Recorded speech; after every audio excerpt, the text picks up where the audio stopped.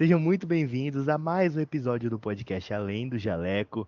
Hoje estamos aqui com a doutora Mirna. Doutora, é um prazer ter você aqui com a gente. O prazer é meu.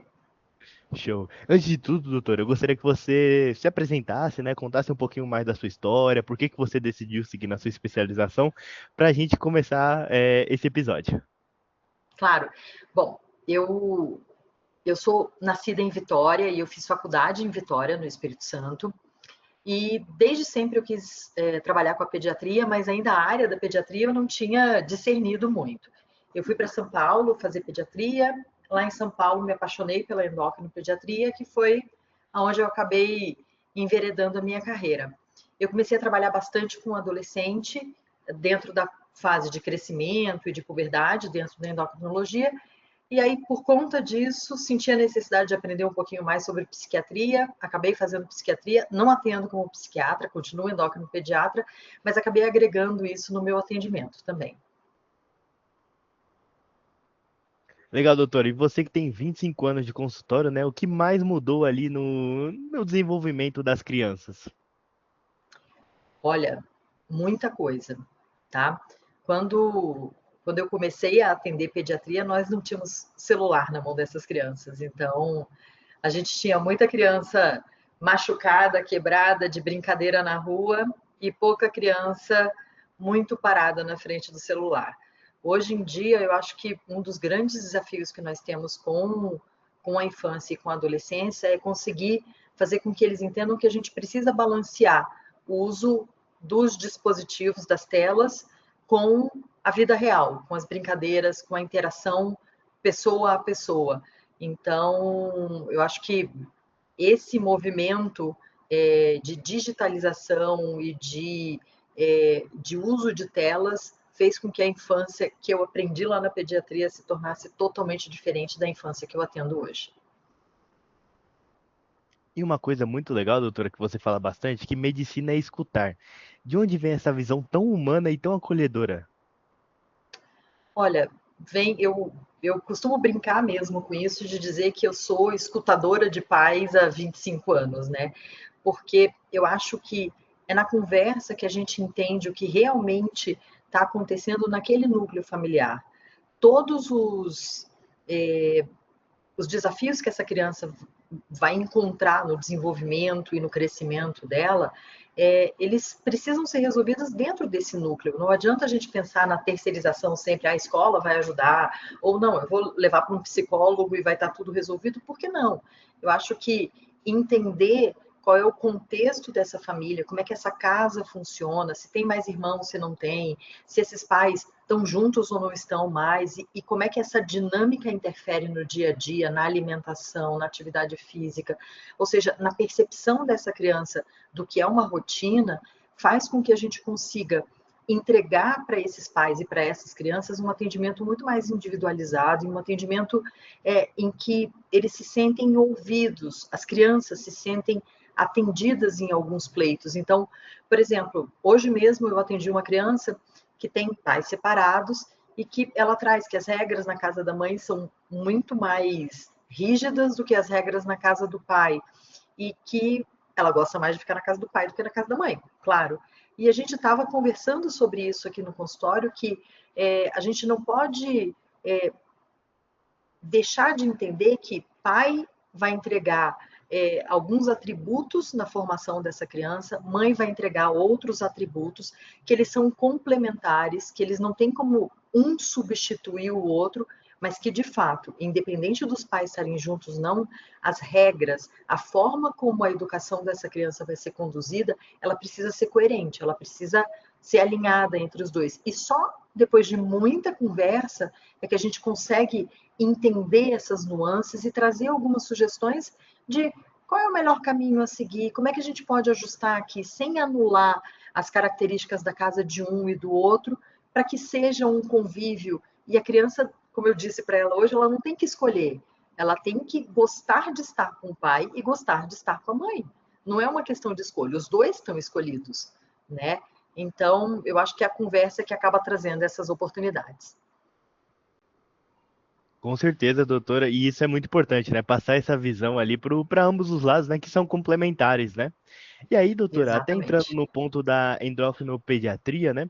Que, querendo ou não, vai muito além dos hormônios, né? Às vezes o corpo fala o que a criança não sabe dizer, não é mesmo? Eu queria entender ali como que o corpo e as emoções se comunicam durante o crescimento dessas crianças. Eu acho que a endocrinologia, a endocrinopediatria, ela é mágica porque a gente acaba permeando várias fases da mesma criança, né? Então, a gente vai ter aquela criança que é totalmente criança ainda, que ainda não iniciou um processo de amadurecimento hormonal, a criança que entra na puberdade, e aí a puberdade, ela contempla as mudanças do corpo dessa criança e ela abre porta para as mudanças psíquicas, emocionais, sociais, e aí a gente tem a adolescência no meio disso tudo, e para botar um temperinho a mais, é um momento em que a gente precisa discernir se o crescimento está adequado, se não está, porque é o nosso último momento de fazer essa criança crescer dentro do esperado. Então, a gente ter essa conexão da da mente e do corpo nesse momento é muito importante. Muitas crianças passam por questões de bullying, questões de uma insatisfação com o próprio corpo. Hoje em dia, nós temos de forma explícita, às vezes, e de forma velada, outras, uma cobrança social pelos filtros de rede social. Então, todo mundo é perfeito no filtro, todo mundo tem a pele sem acne, todo mundo tem o cabelo perfeito, o corpo perfeito. E a gente precisa ir trabalhando essa criança que está entrando na puberdade e logo em seguida vai entrar na adolescência, para ela entender que aquilo é falso, aquilo não existe. E que nós somos perfeitos como somos, na vida real. E muitas Sim. vezes esse impacto emocional que as redes têm na criança faz com que a gente entre num quadro de privação emocional e atrapalhe o crescimento, faz com que elas queiram usar tanta maquiagem, tanta coisa que traz para dentro do corpinho delas disruptores hormonais que vão apressar ou acelerar o desenvolvimento dessa puberdade. Então, é insociável. A gente tem que olhar realmente o corpo e a mente nesse momento para que a gente possa entender por tudo que essa criança, esse pré-adolescente ou esse adolescente está passando e que a gente possa ajudar de uma forma que ele consiga nos entender. Porque não adianta a gente ser abstrato demais, não, você tem que comer bem só e você vai crescer. Não, não dá para ser só isso. Ele tem que comer bem, mas ele precisa fazer atividade física, ele precisa dormir, ele precisa cuidar das coisas que ele consome, seja visualmente falando, seja para passar na pele, no cabelo, no rosto, seja para ingerir. Os ultraprocessados trazem inúmeros problemas para a saúde dessas crianças. Então, a gente tem que conseguir se conectar com a parte emocional deles para que a gente possa trazer de forma clara benefícios para o corpo dessa criança. Perfeito, doutora. E quais são os sinais que os pais devem observar ali que indicam que algo está fora do esperado ali, até pensando antes de aparecerem os exames, no dia a dia, né? Olha, primeira coisa que a gente, eu, eu, eu chamo, eu costumo brincar muito com os pais, que eu peço sempre eles me trazerem a carteirinha de vacinação, que é onde o pediatra anota peso e estatura. E na grande maioria das vezes eu vejo muitas pesagens e medidas até os 2 aninhos, e depois disso a gente tem um vazio na carteirinha. Então, eu acho que o primeiro ponto, aí não é nem dentro da endocrinopediatria, o acompanhamento anual com o pediatra, ele é de suma importância, porque nesse acompanhamento o pediatra vai conseguir identificar qualquer alteração no padrão de crescimento e, de repente, referenciar essa criança para o endócrino pediatra de forma mais precoce, quando a gente tem uma gama de oportunidades muito maior, né? Segundo, que esses pais observem essas crianças nos pares, junto com os amiguinhos na escola. Às vezes, uma criança que, olha, de um ano para o outro, os amiguinhos ficaram mais altos, ela não perdeu o uniforme, ela não mudou de tênis ou de sapato de escola, isso é um sinalizador de que o crescimento não está acontecendo da forma esperada. É, quando existe uma queixa da criança, e eles trazem muito isso, de que eles estão sendo chamados de pequenos, ou de repente na hora das brincadeiras, eles são sempre os filhos, eles são deixados como, ah, não, você é pequenininho, você não vai entrar no time agora. Isso causa um sofrimento na criança muito grande. A gente precisa ver se essa baixa estatura, ela é uma baixa estatura constitucional, ou seja, da criança mesmo, tem uma idade óssea mais nova, os pais são mais baixos, enfim, ou se realmente não existe algum problema de crescimento por trás disso tudo. Além do crescimento, está bastante atento ao aparecimento dos sinais de puberdade, então o aparecimento de pelos, de odor axilar, de mama nas meninas, ele tem que acontecer depois dos 8, 9 anos de idade. Qualquer aparecimento antes dessa faixa de idade é preocupante e precisa ser avaliado. E, mesmo que apareça na idade certa, vale a pena que essa puberdade seja acompanhada de perto, porque existe uma velocidade de progressão dessa puberdade que é a ideal. E, por vezes, a gente tem uma velocidade muito mais rápida do que deveria ser, e isso vai gerar um amadurecimento para o qual essa criança não está preparada e pode até interferir na questão do crescimento.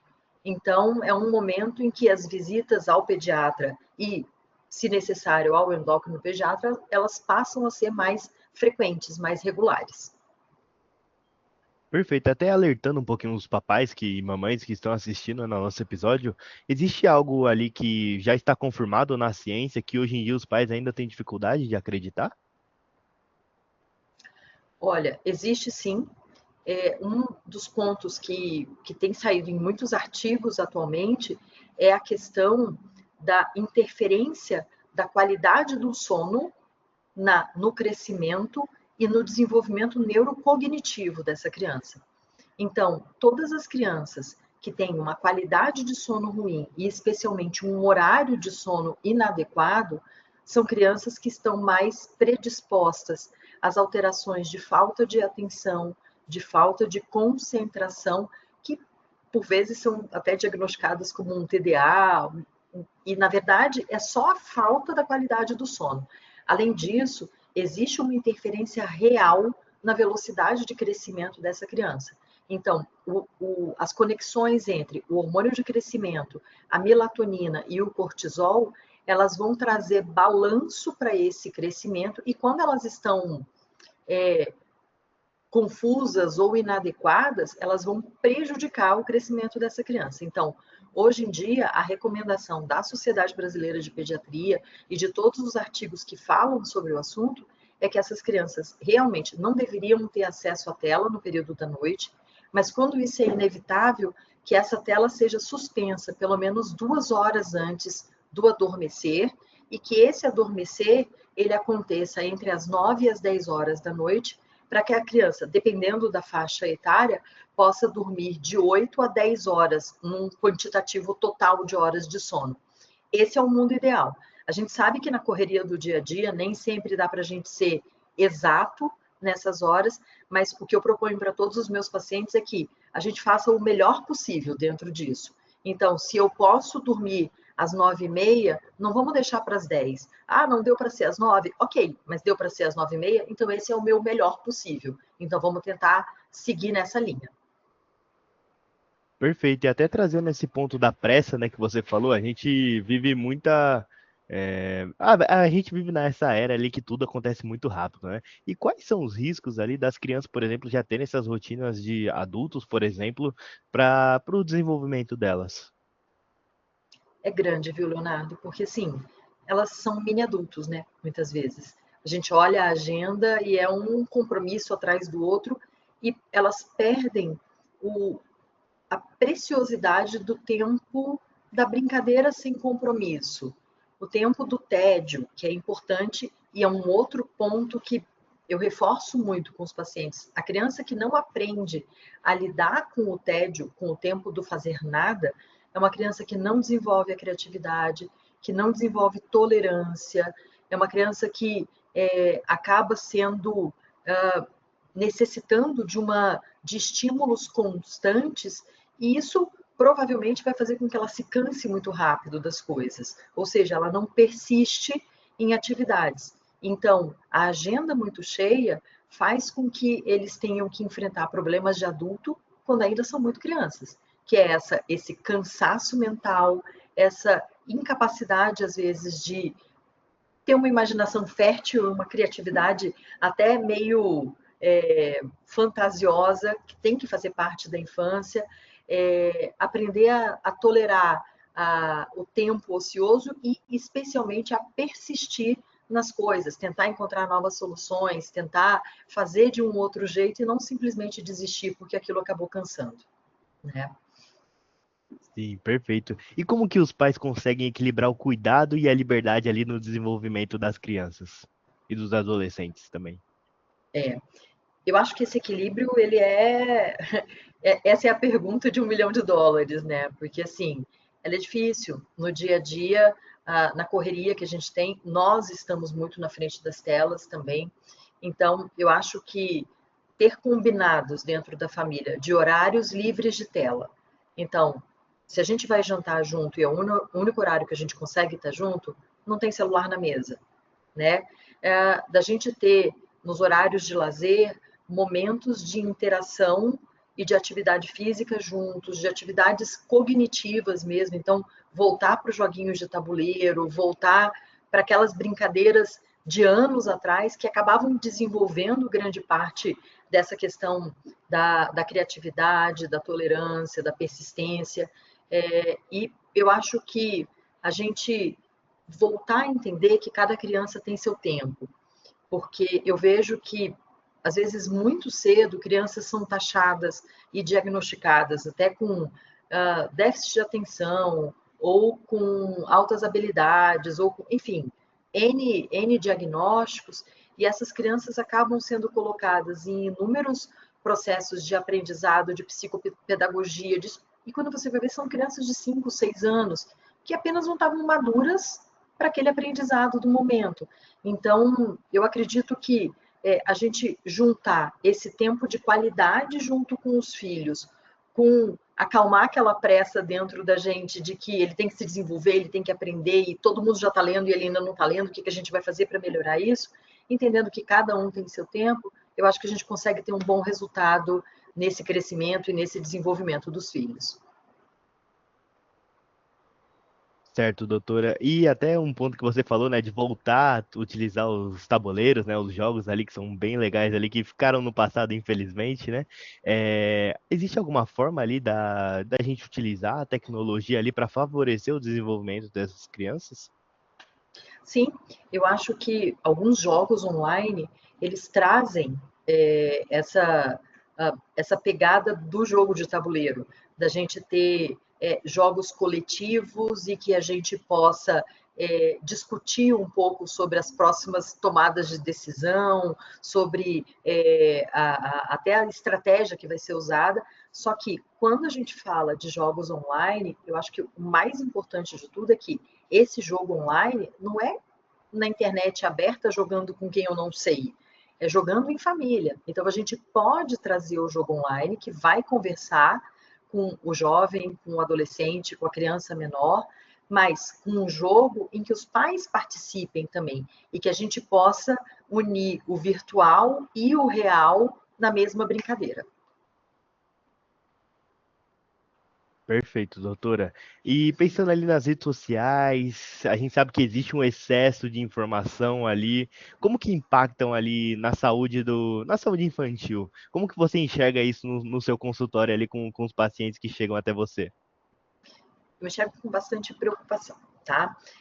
Se a gente for olhar em toda a literatura médica e nas recomendações da Sociedade Brasileira de Pediatria, até os 12 anos a criança não deveria ter celular, tá?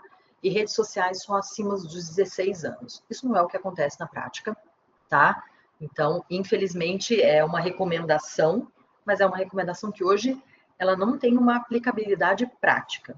Então, as crianças ganham o celular antes disso e a grande maioria delas vai ter rede social antes disso. A maior preocupação, assim, pensando de forma muito rápida na rede social, é a exposição a uma vida maquiada que substitui a vida real. Então, aquela vida perfeita das redes sociais, ela é totalmente diferente da vida real de todo mundo. Então, a gente conversar muito com a criança sobre isso, sobre não se comparar com aquilo, porque é uma comparação que vai ser sempre injusta. A gente estar atento para as comunidades e os grupos que essa criança está inserida. Então, hoje em dia, infelizmente, a gente tem grupos que são bastante sedutores, assim, que falam exatamente o que a criança e o adolescente querem ouvir e que acabam levando para as questões de transtornos alimentares, de transtornos de imagem, até de misoginia, enfim, de muitas coisas e que não são adequadas para a criança. E eu acho que no momento em que os pais dão o celular para a criança, essa entrega do celular ela tem que ser condicionada a uma transparência no uso.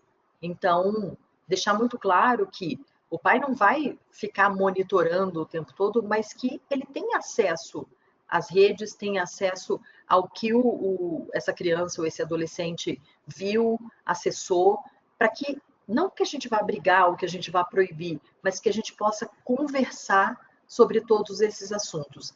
E isso abre um outro ponto que para mim também é muito caro e muito importante, é que a gente tem que conversar com as crianças de forma aberta e de forma transparente sobre os riscos reais. Então, o risco de assédio, o risco de ser impactado pela pornografia, de ser impactado por qualquer conteúdo que seja inadequado para a idade. Né? Eu brinco muito com os pequenos assim, viu uma coisa que você não entendeu? Fecha, não assiste, protege teus olhinhos, protege teu coração, porque a gente sabe que por mais que a gente tente deixar no YouTube que diz no vira e mexe, coisas que não são adequadas para aquela idade acabam sendo colocadas dentro do menu ali que aquela criança vai poder escolher. Então, estar sempre muito atento em relação a isso. Com certeza a internet é muito aberta, né, e acaba tendo essas falhas, né, doutora? E como que Sim. você imagina a medicina pediatra daqui 10 anos, por exemplo? Olha, eu, eu sou muito otimista em relação à pediatria, tá? Eu acho que a gente, a maioria dos pediatras acabou conseguindo evoluir para entender que não adianta a gente olhar para a criança como um indivíduo isolado que está na sua frente. Primeiro, ela é parte de um contexto familiar. E aí, como pediatra, a gente acaba olhando muito os pais, os irmãos e tentando entender essa dinâmica. Eu vejo na pediatria a oportunidade da gente apoiar os pais na, assim, com dicas e com conselhos e com referência de literatura que seja adequada para que eles possam educar e transferir essa informação da melhor forma possível para as crianças. E eu acho que é nosso papel também fazer um vínculo adequado com essas crianças e com esses adolescentes, para que a gente possa também ser uma fonte de consulta quando eles têm dúvida, quando eles têm alguma insegurança, porque hoje a informação ela está muito disponível, mas pouco curada, né? Então eles acabam tendo acesso, seja via Google, ChatGPT ou qualquer coisa, a toda e qualquer informação que eles queiram, só que essa informação muitas vezes vem de forma atravessada, não vem com toda a verdade que eles precisam ou preparado para a forma como eles estão assim, prontos para escutar. E quando a gente faz um vínculo com eles, não é raro que eu receba pacientes hoje aqui no consultório que vêm com uma listinha de dúvidas. Eu queria saber isso, eu queria saber aquilo, eu queria. E é muito gostoso você poder explicar de uma forma que ele seja capaz de entender e tendo a certeza que você está dando uma informação verdadeira, de qualidade, sem aquele monte de invenções de que faça isso ou faça aquilo que vai dar tudo certo, né? Perfeito. E aí, vamos inverter esse lado. Depois de tantos anos ali de consultório, o que que você aprendeu com as crianças? Eu não tenho dúvida que quase tudo que eu sou hoje. Que Porque a legal. gente, quando entra na. Depois que a gente se forma, eu acho que a gente sai muito teórico e muito idealista, sabe? E eu acho que o consultório vai nos forjando, assim, sabe, às vezes com marretadas, né? Mas a gente vai sendo forjado realmente a entender que muito do que na teoria é preconizado, na prática não funciona daquele jeito. E toda essa vivência, porque assim, desde que eu me for, depois que eu me formei, eu fiz pediatria, endocrinopediatria, e desde então eu estou no consultório. Então, todo esse tempo de consultório, eu não tenho dúvida de que a Mirna que está aqui hoje, ela foi completamente moldada pelas experiências e pelos aprendizados com os pais que passaram pela minha sala, com as crianças que me ensinaram um monte, porque da prática eles sabem, né? Então eu fui tendo que, na verdade, adaptar a minha teoria ao que na prática eles me traziam, que era o que funcionava, o que não funcionava, o que dava certo e o que não dava. Então, eu não tenho dúvida de que hoje eu sou muito mais o que eles me ensinaram do que a Mirna que saiu da faculdade. Muito bonito, doutora. E eu queria que você deixasse também uma mensagem para os papais, para as mamães ali que estão assistindo esse episódio e querem desenvolver o seu filho ao máximo. Eu acho que, assim, a gente tem uma oportunidade de ouro de criar seres humanos que tenham um propósito na vida e que deixem um legado depois. Então, nada nada me faz mais feliz do que ver aqueles pichucos que entraram aqui no consultório saírem marmanjos muito maiores do que eu e, sabe, dizendo que, puxa, eu fui inspirado por isso, eu fui inspirado por aquela palavra, ou eu escolhi fazer medicina ou engenharia porque a gente conversou. E para os pais, eu digo que assim, se eu com essas 2, 3 visitas que eu tenho no ano, isso já alimenta o meu coração de uma forma gigantesca, eu tento mostrar para eles que assim, esse dia a dia de estar ali participando da formação dessa pessoa e que depois de tudo vai sair um ser humano de que as pessoas vão ter orgulho, vão gostar, vão, vão admirar o legado que ele vai deixar. Isso é o maior presente que eles podem receber da vida. Então, é nisso que a gente tem que investir, é nisso que a gente tem que acreditar. Perfeito. E para os papais e mamães que adoraram esse conteúdo, como que eles fazem para te conhecer? E se, por exemplo, né, você pode também, né, contar onde é seu consultório, se você faz consultas online, né? E se você tem algum produto digital também ali para apresentar para eles. Bom, eu estou nas redes, doutora Mirna Campagnoli. Depois a gente coloca por escrito que o nome não é tão facinho assim. Vai estar tudo na descrição. Vai estar, né? Uhum. Eu atendo em Curitiba, o meu consultório é aqui em Curitiba, Paraná, e eu faço consultas online também. E sim, estou desenvolvendo um produto digital justamente para isso, para que a gente possa trocar experiências e que para a gente possa entender quais são os melhores caminhos para a gente seguir nessa educação e nessa criação de propósito dentro do crescimento dos filhos. Então, eu brinco que é crescer mais do que centímetros, é crescer como ser humano mesmo. E em breve isso vai estar nas redes também para que vocês possam conhecer e, quem sabe, a gente conversar dentro de alguns fóruns diferentes. Perfeito, tudo isso com certeza vai estar no seu Instagram. Para vocês que chegaram até aqui, olhem ali no link da descrição. Se vocês também tiverem interesse ali, só mandar um direct ali para a Mirna também, que eu tenho certeza que ela vai atendê-los com o maior prazer. Doutora, foi um prazer imenso ter você aqui com a gente. Acredito que foi muito enriquecedor aqui para os papais ali, porque a gente sabe o quão é maluco, né? O mundo e também criar uma criança, né? No sentido positivo, né? De muitas coisas acontecem junto. Então, acredito que você é uma pessoa ideal para ajudá-los ali a tornar um caminho mais direcionado. Foi um prazer, doutora. Foi um prazer enorme, foi bastante divertido conversar contigo. Show. Muito obrigado. E você que chegou até aqui, não se esqueça de se inscrever aqui no nosso canal, deixar seu like para não perder nenhum conteúdo, que eu te espero no próximo episódio. Até mais.